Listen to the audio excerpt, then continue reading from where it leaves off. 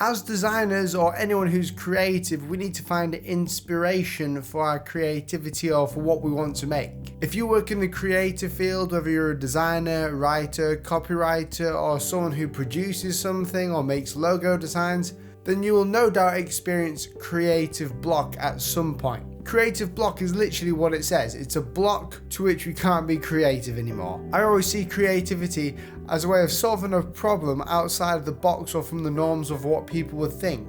So because we're creative and we sometimes get creative block, then it's so important for us to gather inspiration from everything around us.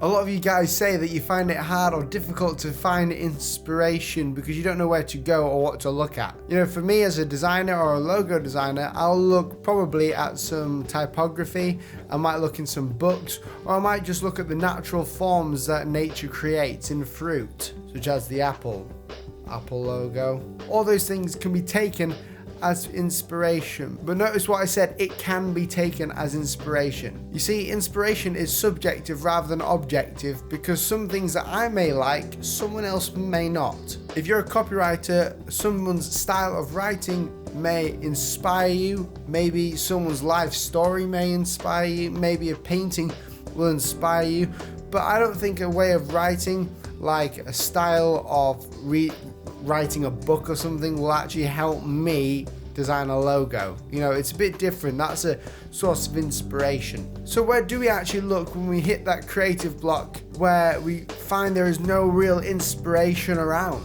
Well, luckily for you guys, I've made a list of things that I find inspiring for a designer. If you're a designer on here, then well done. We've got a list of something on here. If I get creative block, one of the first steps I'll take to get out of this sort of block is by just doodling. All the time I'll carry around 3 utensils that I use for drawing. The first one is a mechanical pencil. This one's a really good mechanical pencil. It is sort of like a retractable one, and it's for like drafting, and it costs quite a bit. The second one is a Sharpie with a fine nib, and then I've also got an ultra fine nib so I could do some like outlining or whatever. And the third one is a brush pen. I'll always take a brush pen. This one's a Feud brush pen or a Pentel Touch. The reason I carry those pens around with me is so that whenever I hit this creative block, I can just whip out a pencil and start literally doodling on a piece of paper. Now, I'm not actually doing anything that will help me design this certain project, but what I am doing is I'm relieving my mind from some of the pressure, because a lot of the time, pressure from here stops a hand from working. So that's one way in which I actually get rid of my creative block. Now, if I don't get rid of my creative block, or if I haven't thought of anything at that point, I'll go and take inspiration outside. Around here where I work, there's a nice walk that I take every week, or I try to take every week. And I normally take my vlogging camera from my second channel, go to my second channel and subscribe.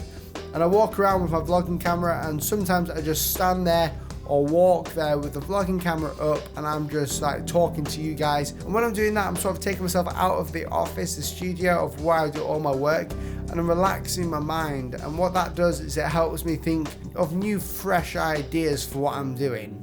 I also like to just go for the walk just to spend time by myself, listening to music, or just looking at the trees and just letting my mind wander. Sometimes as designers or freelance designers, we get so caught up in the discipline of working that we actually forget that our minds can be free for a little bit, that we can just start thinking about our day, or thinking about our future, or, you know, just dreaming of different things, or daydreaming. It's a good thing. And the last way is through this book. It's called the Logo Book, or really any other book. Let me just be clear, it's not just this book. I don't just look at this book and be like, oh, this is my source of inspiration for everything. I gain inspiration from looking at other people's works and working out what they did to get to where they are now. I love looking at other people's logo design processes because I can see how they got the end result, and that's the most important part. Not just the end result, but how they got there, because the things in between are really what make us logo designers is so unique. And the reason why I say this book is because if you're a designer or a logo designer, or a designer or a creative person in general, then looking at other people's logo designs in here that are really nicely mapped out really help us as designers break the mold of our normal selves. You see, I love hand-drawn sort of logos, and sometimes I don't like to design very clean logos or use fonts. This book has sort of told me it's okay to use fonts sometimes, that I'm not a bad person for using fonts. This book's also showing me different ways that letter forms work around each other so we can link them, and some interesting facts about logo designs that I never even thought of that'll help me, and it just inspires me so much to look at different sort of logos here and how I could use their ideas to actually facilitate my own creations. Probably the best place where I gather inspiration is from Instagram. I have made a dedicated video about Instagram and I do not regret it. Instagram is now the largest social network in the world. It actually took over Twitter a few months back.